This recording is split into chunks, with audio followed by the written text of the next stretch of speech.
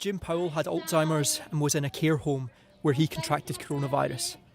Exactly 6 months ago today, we were with his wife Sally when she was called to say her final goodbye.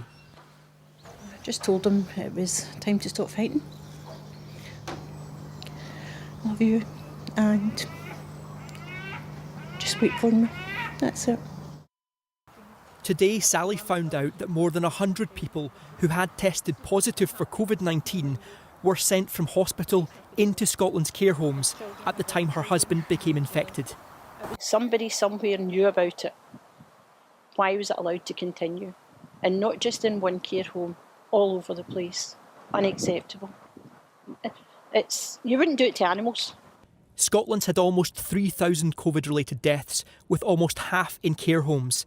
Today, a new report showed that from March to the end of May, 123 people were discharged from hospitals into care homes, even though they were known to have tested positive for COVID-19, and 3,000 more weren't tested at all.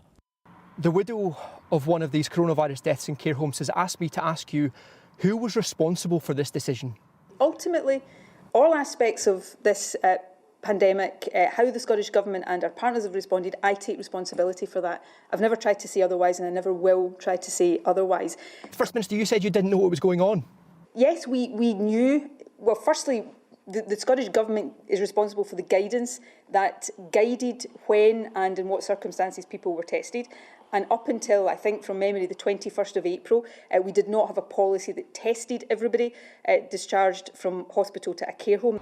Public Health Scotland's report says hospital discharges were not statistically significant in COVID outbreaks, but a whistleblower carer told me what happened when his home was sent one COVID-positive patient.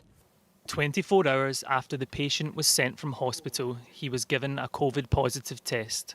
From there, in every unit, someone had COVID.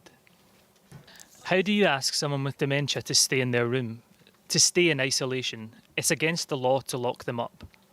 Care home deaths have been a scar on Scotland in this pandemic.